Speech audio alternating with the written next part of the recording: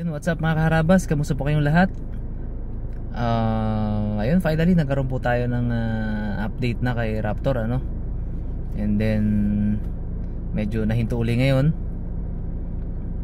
At dahil meron pong mga pangyayari, ano? So ang hirap ang hirap ikwento yung mga pangyayari na tipong walang masasaktan, walang mapapasama, diba? Ang hirap ikwento ang hirap sabihin. Kumbaga kasi yung mga Raptor boys malapit sa akin yan, malapit naman talaga sila sa akin. Kaya ganito na lang, hindi ko na masyadong pahabain pa, ano. Nagkaroon po ng mga pangyayari na tipong meron kasi silang gustong mangyari na kung saan ay kapag sinunod ko magiging questionable yung legality ni Raptor. Kaya in short, hindi kami nagkasundo, ano, kasi ayoko ng ganun kami nagkasundo. So buwaba po yung mga tao, yung mga kasamahan natin doon. At ang plano ng ilan is sasampa sa ibang bangka. Kasi nung nakaraan naman talaga, nagpaalam sila sa akin, pinayagan ko naman sila talaga na sumampa sa ibang bangka. So ayun nga, nakapaglaot sila. Tapos hinintayin natin sila, ano, makabalik sila. Yun, saka tayo nagplano na maglaot. So si Cap Alfred naman, nabanggit ko po nakaraang vlog, nagpaalam, sumampa sa ibang bangka. Tapos eventually nag-message kay Jemar na baka hindi na siya bumalik. Kasi nga syempre mawili na siya doon, malaking bangka yun Paglaki kasi ng bangka, syempre paglaki ng kita ng kapitan, kasi syempre laki nun So nagkaroon po siya ng opportunity na makalipat siya ng mas malaking bangka. Dahil syempre may ID card, may boat captain license na siya. So yun po yung pinrases natin. So kinunan po natin siya nun.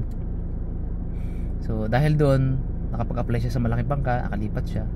So okay na rin sa atin yun. Kumbaga maluwag sa akin yun na ganun. Alam nyo mga karabas yung kalakaran dito. Kung lilipat ka sa ibang kapitan kita, halimbawa ako nagpapil sa'yo, kung lilipat ka sa ibang bangka, singiling kita ng 30,000 yung ano dito, yung singilan, nasa ganun. Sisingiling ko siya ng ganun para malaya ka na kahit saan bangka ka umano. Sa akin hindi ko po ginawa yun. Maluwag kung pinhiram sa kanya yung ID niya at binigay. Actually hindi pa hiram, kanya yun pero dapat naka safe keep sa akin yun, sa may-ari ng bangka. Ganun talaga yung kalakaran So kung ibigay mo naman sa kanila, pwede silang maging jumping kangaroo. Since ikaw yung nagpagod, ikaw yung gumastos sa kanya para maging kapitan. So in short, ganun dapat niyang bayaran. Pero hindi ko ginawa yun. So napakaluwag nung pag-exit niya sa akin. Then so kumbaga si Alvin nga sana, 'di ba? Yung papalit. Kaya lang wala po kasi siyang papel So in short, nagkaroon kami ng hindi pagkakunawan ng mga Raptor boys, ano. Kaya ang ending, baba na lang sila. So nakaano na po kami, nakakonsumo na kami. May bigas na kami, may tubig na kami, may krudo. Yung bato nandyan na, tapos kakarga na lang ng yelo, aalis na. Nakabali na rin sila. Nakabali po yung advance payment. Tapos biglang ganun yung desisyon nila, wala na akong magawa. Kumbaga sa part ko kasi ginawa ko naman lahat ng makakaya ko para ma-hold ko sila para ma-keep ko sila. Kaya lang kung sila naman yung gustong kumawala, wala kasi silang idea kung paano namin nilaban ni Mrs. Harabas itong si Raptor, ano, kung paano namin nilalaban yung expenses niya, yung pagpagawa. Laki po nung ginastos namin sa pagpagawa, konsumo. tapos hindi makakalaot. Yun yung, di ba? Yun, okay lang rin yun eh. Ang dinidibdib ko ngayon, ang dinadala ko ngayon, which is kaya naman natin. Yung idea na wala na yung Team Raptor. Kumbaga, ganun lang pala kadali, ano? Anyway, ganun naman kasi talaga. Kaya nga ito yung, 'di ba, itong binlog ko tong kaskasan para maipakita yung totoong buhay ng mga kaskas, yung mga mangingisda sa bangkang kaskasan. So which is, ito po yung isang tunay na buhay na ang mga ngawil palipat-lipat talaga yan. Totoong nangyayari yan. Nagiging jumping kangaroo yan sila. Totoo naman yan. Hindi mo pwedeng i-hold yan sila kasi wala naman kayong kontrata, wala kayong pinanghawakan na legal talaga documents na pirmahan ganun. Walang ganun eh. So, kaya ganun, yun yung tunay na buhay. Maaring minsan nandiyan sila sa'yo, then sa isang araw wala na sila sa'yo. So yun yung totoo. So ayun, nung nakaraan nga, inisip na lang namin ni Mia Sarabas na pakaibenta na lang si Raptor. At alam nyo ba mga Karabas,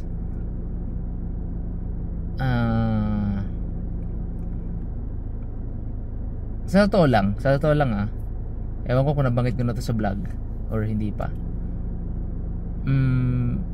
mas mahal po yung kuha natin sa tawag dito. Ito gusto ko lang sagutin yung mga may nagko-comment minsan na natawa nga ako sa isang comment dapat daw 100,000 yung binibigay kong bonus sa bawat isa.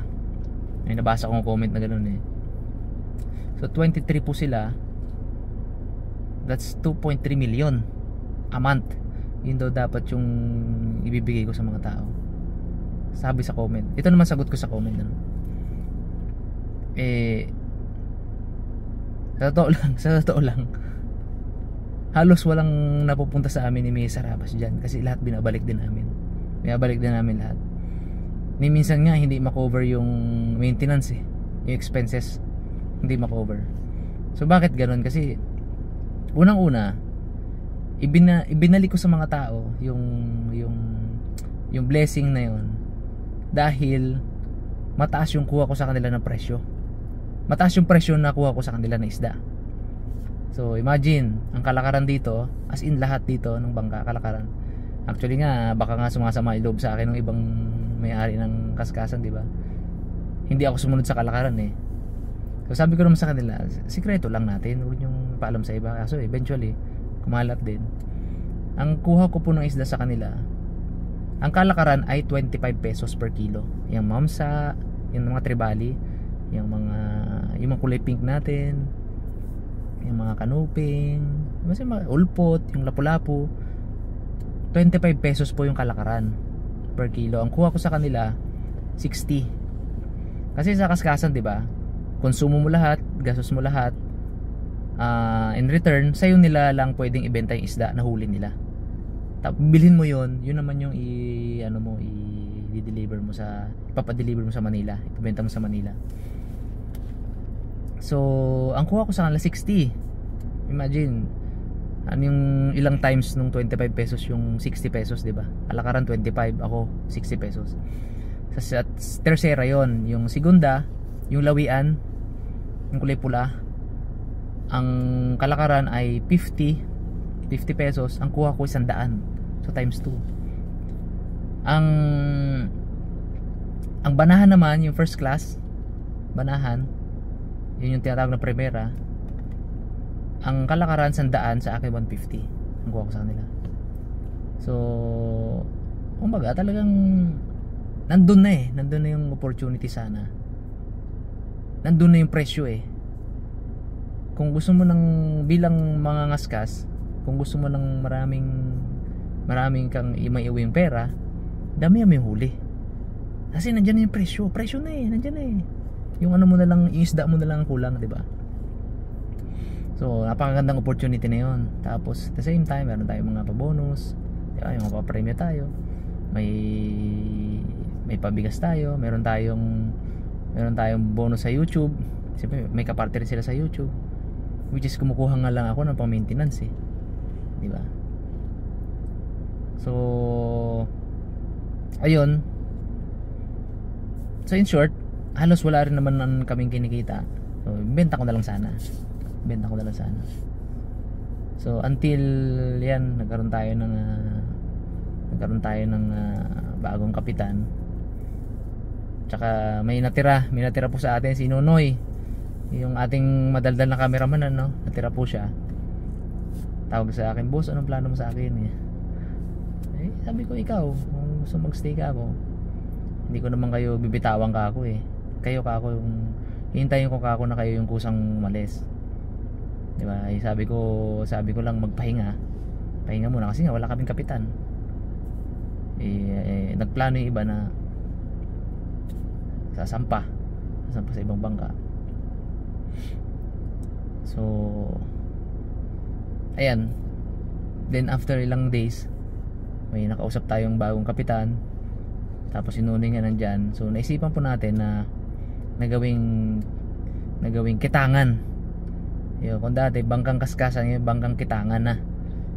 So kaya nga po kanina namili kami ng mga gamit, mga materyales na panggawa ng kitang, which is malaking halaga din na naman, pero okay lang kasi target natin is talagang kumita rin naman kahit papaano.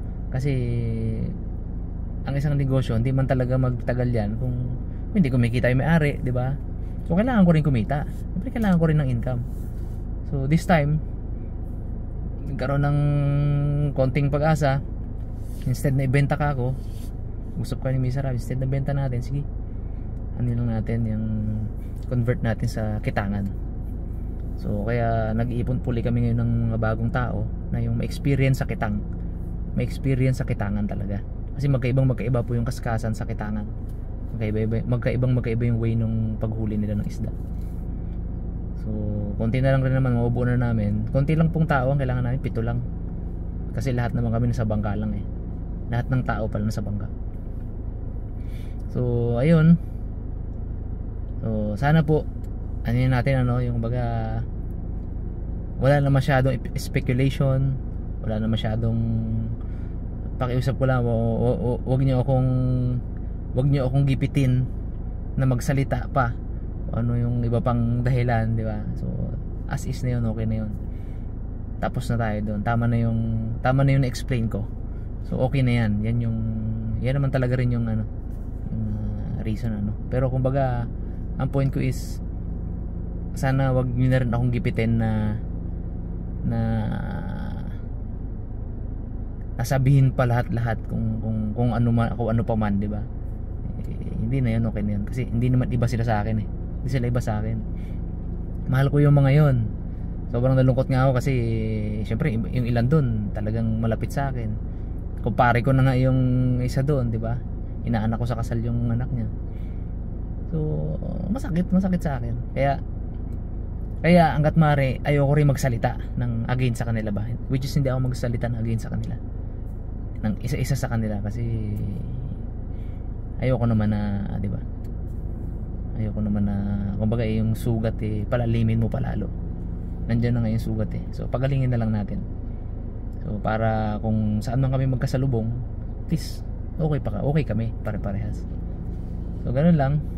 So anyway, abangan nyo po yung mga susunod na episode kasi panibagong yugto na naman po ito sa ating bangkang si Raptor, kasi i-convert po natin siya from Kaskasan into Kitangan.